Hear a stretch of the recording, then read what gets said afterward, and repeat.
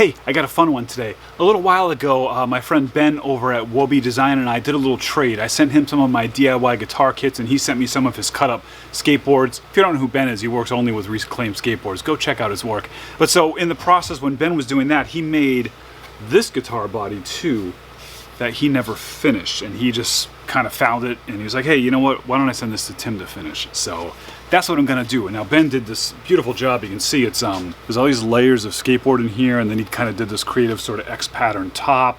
A lot of really interesting stuff happening here, but I want to see if I can take this to another level. Right now you can't see a lot of the stuff that's happening in here, so it's like a Les Paul sort of shape. I'm thinking what I'm going to try to do is carve out like an arch top, like a Les Paul normally would have. So hopefully what that will do is cut into these layers, and so we'll start to see all these swirly patterns. And then since Ben sent me a couple of these sort of cutoffs of some of his skateboard glue-ups, I'm going to make a pick guard, the cavity cover, like a pick guard, and the pickups themselves using this skateboard material, which will be really cool.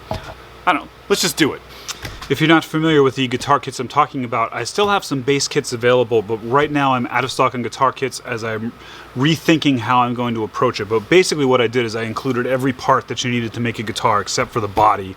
It included a template that would help you line up and route all the pockets that you needed, as well as some downloads and whatnot to help you get away. But it had like literally every wire and string and a prefabricated neck in this kit.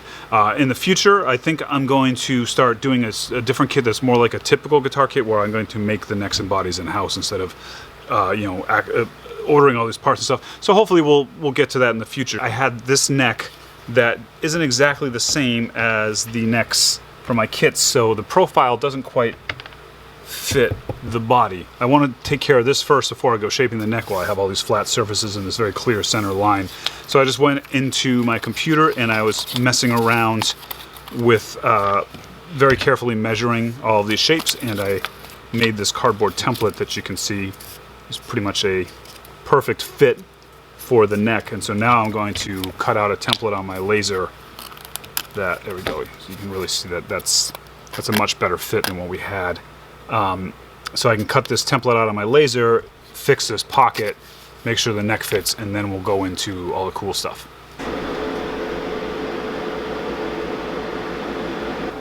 I have this tool that I've been developing. I'm not going to show the whole thing on film right now because I want to save it for a surprise when I'm ready to put them out to market. But it's just to help you find the center on guitars, and I can see here that the center line is almost perfect. It's just a little bit to the right, but we should be okay if we just kind of use that as a guide for doing our work here. This is just a little bit I got to take off.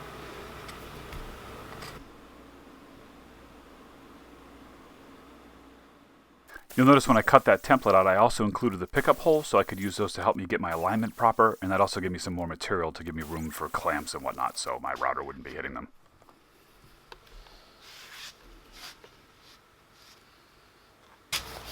That looks really good. I think I like this guitar. I like this solid maple sort of concept, so I think I might go all in on this. I'm going to want to shim the neck a little bit, or maybe I'll adjust the pocket. And I'm going to cut the headstock out. And then I remembered that I had this Bigsby that's not spoken for, so I think I'll use that and a regular sort of Tune-o-matic style bridge. So the next thing I'm going to do is cut the headstock out, bolt the neck on, and actually get this thing so it's strung up and I have all the holes cut. So this could be all the way up there. Get it all set up so I then will know where everything's going to be, and then go to the CNC and carve my shape in.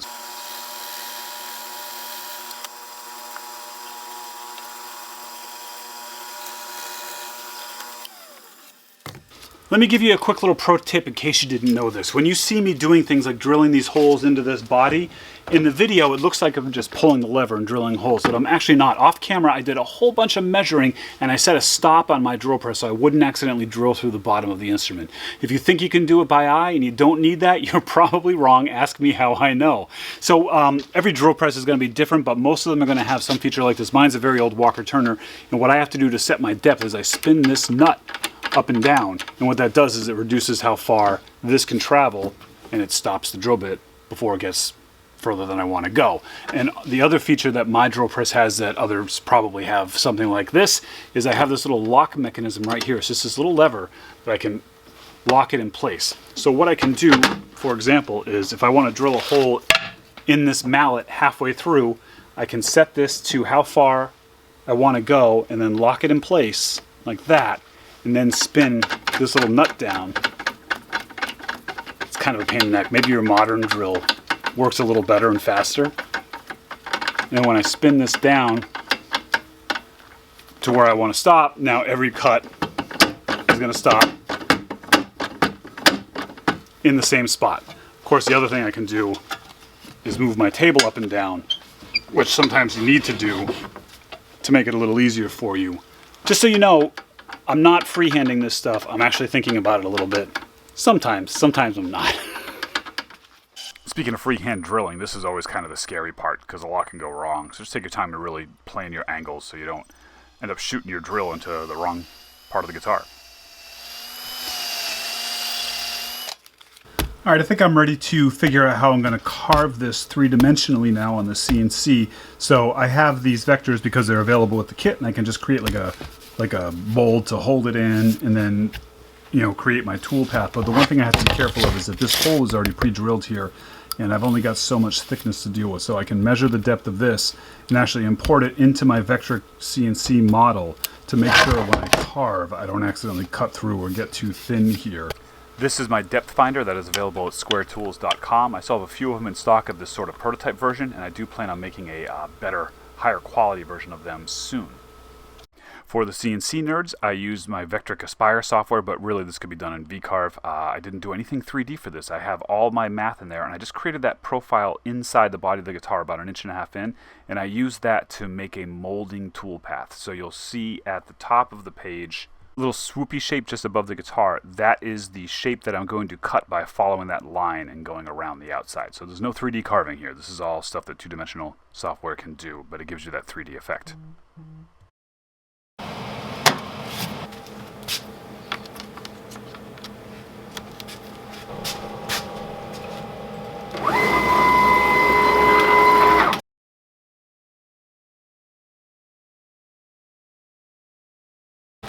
Out of habit, when I just cut this out, I cut along the outside edge of the profile instead of the inside edge, because normally I want to save the inside. But in this case, I actually wanted the outside frame of it. So I should have cut inside the line, and then this would have fit tight, but I messed up and made it loose. But that's okay, because I can see close enough. I can eyeball this to get it in the center by just looking at this 1/4 inch gap. It's all just about having it centered to the file I created. So that's gonna work okay for me here, and then I'm gonna secure it down. Hopefully just those 2 screws will be enough. Just putting screws through the neck pocket was not enough to keep it still, so I just cut some scraps of wood and made these little wedges that I sort of shoved around the guitar body to hold it still. That worked fine.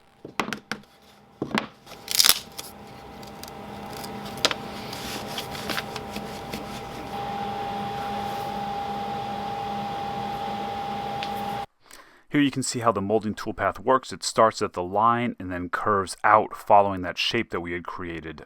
So this could be a complicated shape. It could go up and down. It could have all sorts of, hills and valleys in it, and it would carve those hills and valleys as it went around. But since mine is just a gentle slope, you see it's just going around, and each layer gets a little bit lower and a little bit lower. Of course, this is one of the things that's always bound to happen when you have these sort of glue-ups. You end up having a little bust out here or there or whatever. So I'll have to fix that up with some epoxy and some sanding. But I think that looks pretty good. There's no color coming out through here, which is fine because this is like stacks that go this direction. So all the color is like that way. But that does give me the shape I want. I think I'll use the router table to finish that off and then patch that up. But I think I'm done here. Similar to the molding toolpath, you can do roundover toolpaths on the CNC as well, but I'd always found it just easier to just do it by hand because I have this nice router table right next to my CNC, and I just basically leave it set up for that job. Besides a few cracks and weak spots in the laminations that I had to repair that surfaced, there's also a few little spots where like the trucks of the skateboard were mounted, some holes, and a little epoxy to fill a couple of those in too. Well, I got here exactly the look that I was hoping for, where you see the layers change from wood grain going this direction to this direction, and it's all kind of interesting. But because the top has this, well, it already has this epoxy on it, and it has these vibrant colors, this looks very bland and boring color-wise. So I think I need to add color. Red is the logical choice, although this blue color is nice, but we'll mostly be looking at it from the top. So I think we'll take this red color in around the edge, and hopefully that'll help some of this grain pop and make it look more interesting. I have this water-based red tint that I had made a while ago, and I'm hoping it's going to be close enough. I think it's a little brighter, but I never disliked any of my design ideas so much. I had to sand it off almost immediately. Well, I had to put it all on to see it, but I hated the red, so I sanded it off. But you can see I just started sanding it. I haven't gotten crazy yet, and it's kind of gotten into some of the sort of the cracks and stuff. And I think that might be enough for me to just sort of highlight the edge. I wish I could add the blues and yellows and everything, so I could see all those sort of colors, but I'm afraid it would just sort of turn brown if I did that. But that's kind of helps the grain and stuff pop a little bit. It didn't quite work as well as I wanted. I just was really picturing that being darker, but I want to see it too. Sand this a little more, I think we'll be there.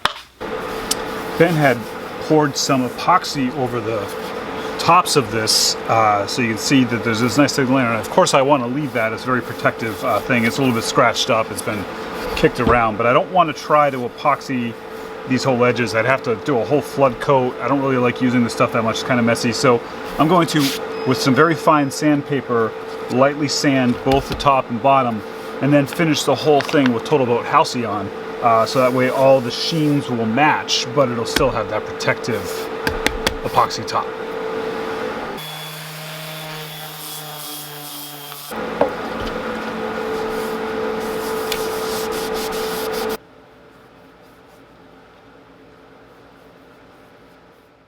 Having a laser is a luxury that I do not take for granted. I use it on almost every project, whether it's cutting little test cuts and making pockets or doing this. And these are all things I could do with conventional tools, but having the laser makes it so quick and easy. It's just a joy. This is the Beeswax and Mineral Oil mix that I make myself. It's an older one. I just made a new batch recently, but I got to use this up first.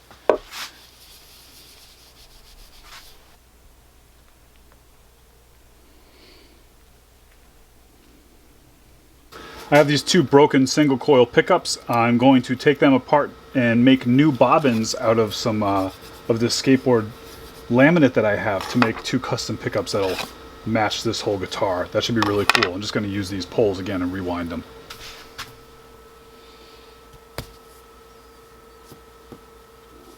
Try to save this wire because I might be able to use it again someday.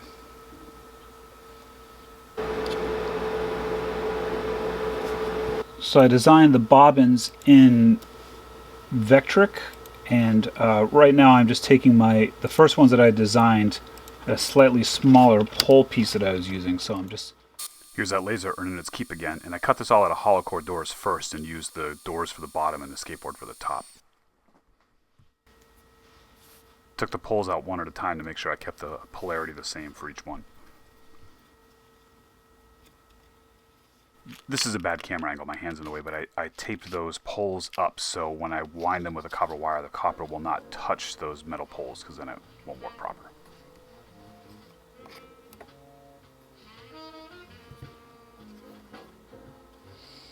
I will do a more in-depth video about this whole process later when I'm a little more comfortable with it. Right now I'm still pretty new, but basically it's just wrapping that copper wire around that bobbin about 10,000 times.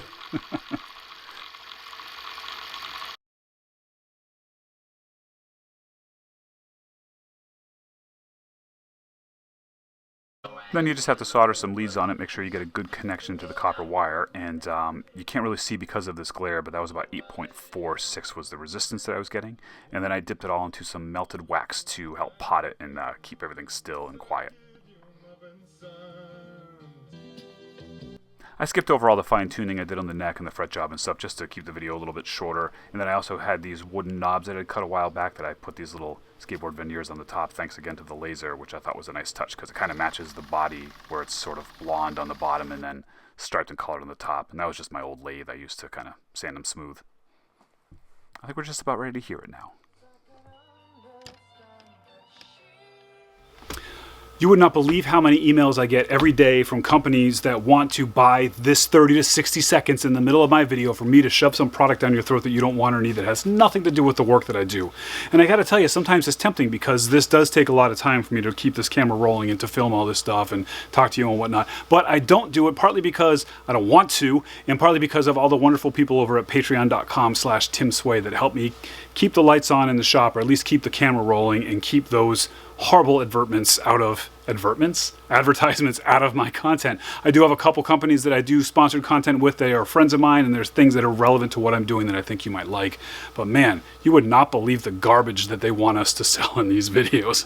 You would believe it. So thank you very much for your support. Patreon.com/TimSway. Back to the show.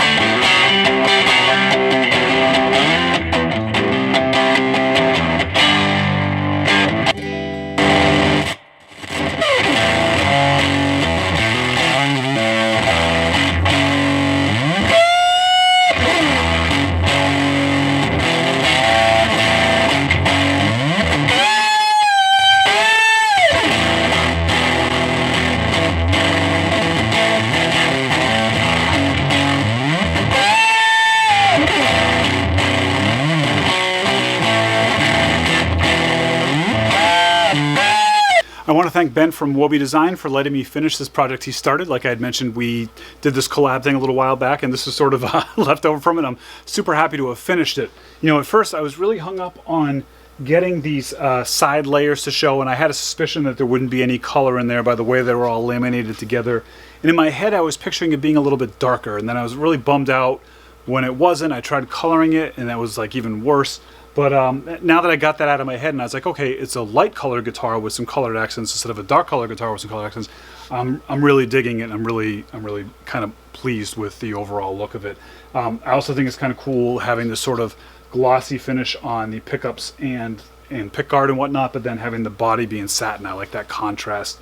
So, you know, experimenting with some new things like every guitar, and enjoying every minute of it. And I hope you enjoyed it too. This is another one that I'm going to probably hang on to until I have this art gallery display in July, and then see what happens with it from there. I might just play it a little bit too. And I'm super excited about the pickups. These are the first set of pickups. I just recently decided that I wanted to start doing all my own winding here, and I'm getting into it. I've done a couple now. This is like kind of my first finished project with them, and I've got all sorts of ideas. I'm going to be sharing some of those ideas with you once I get a little more comfortable and confident with the system. So thank you all very much for watching. You can go over and support me on Patreon if you so desire, and help me keep this as ad-free as possible. All right, thanks a lot, and be good.